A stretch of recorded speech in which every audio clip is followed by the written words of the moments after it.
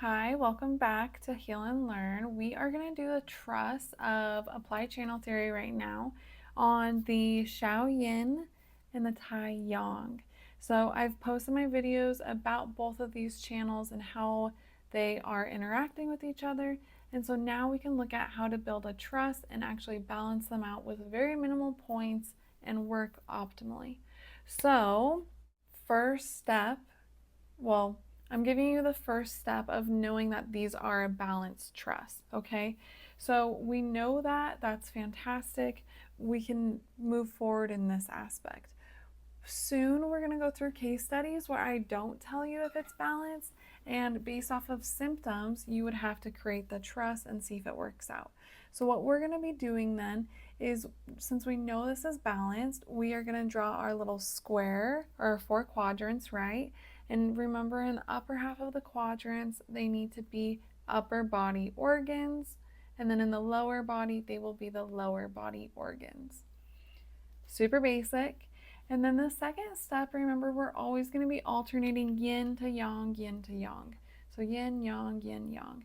And so you want to create a cycle of the yin and yang connecting, so then that way the treatment is like its own little Tai Chi ball. Third step is going to be selecting your organs, which we already know. So we're going to do Tai Yin and no, we're going to do Tai Yang and Shao Yin. And so then with those being used, we can now select those and see and just double check that they're balanced.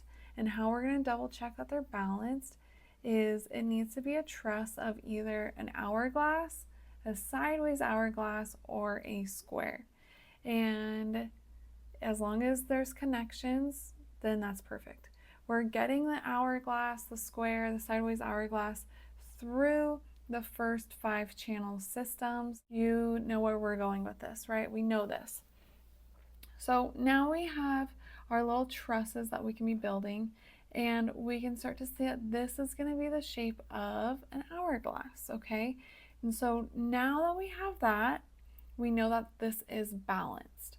So that alone shows, okay, we can select points based off of this.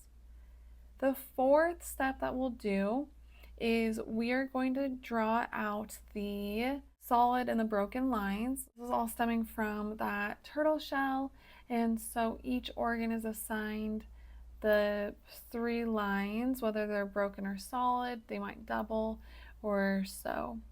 So remember that it's just 1, 2, 3. We work our way from the bottom and we go up tall, just like a kid is growing. If we were to be measuring on a wall how tall they are, as they get older and bigger, they're growing high. Okay, and so that's a good way of remembering to always start from the bottom. The next step within all of this is going to be, so you have your quadrant.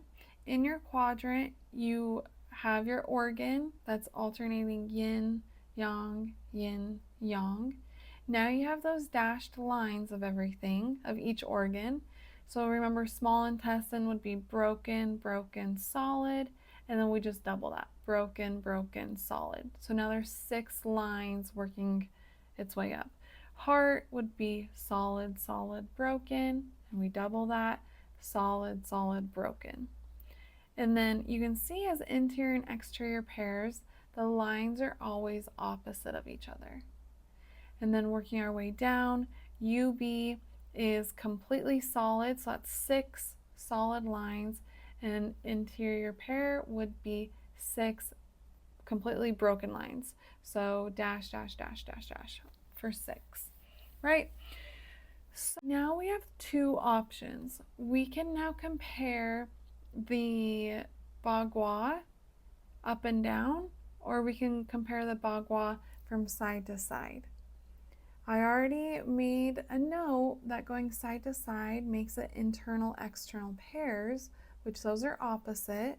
So that would mean we would be needling on every line.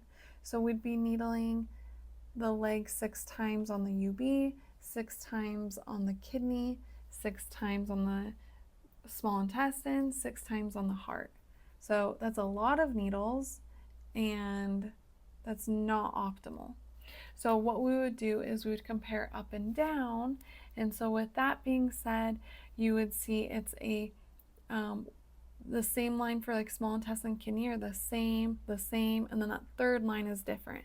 So we'd write a Roman numeral 3, and then the fourth line is the same, the fifth line is the same, the sixth line is different. So we would call this a 3-6 conversion. Writing those conversion rates in Roman numerals is really important just because the more numbers you start to have in all of this, you start to think that they're acupuncture points and numbers rather than just a way of note taking. If we have a 3-6 conversion and then the other side would also be a 3-6 conversion, that means we're only doing 2 points in each quadrant, which is much more effective, much more efficient. So that would be optimal to be doing. So the next step in all of this, I think we're on like phase or step 6 now. Step 6 would be to find out which lines of the bagua align with which point of the meridian. And so I'll always have this little cheat sheet for you. It's so easy when you have this.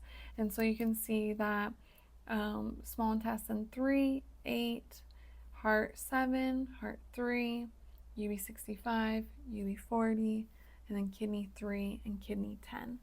So those would be your points.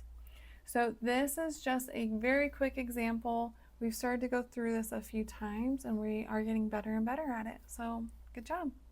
Keep following along. We're going to go through the Tai Yang channel next week, and then we'll start to talk about what other meridians easily align with Tai Yang, and then we'll start to get more and more creative once we finish with Shao Yang. So we're almost completed with the basics, and then we'll go a little bit more advanced. So let me know if you have any questions, and I will see you next week.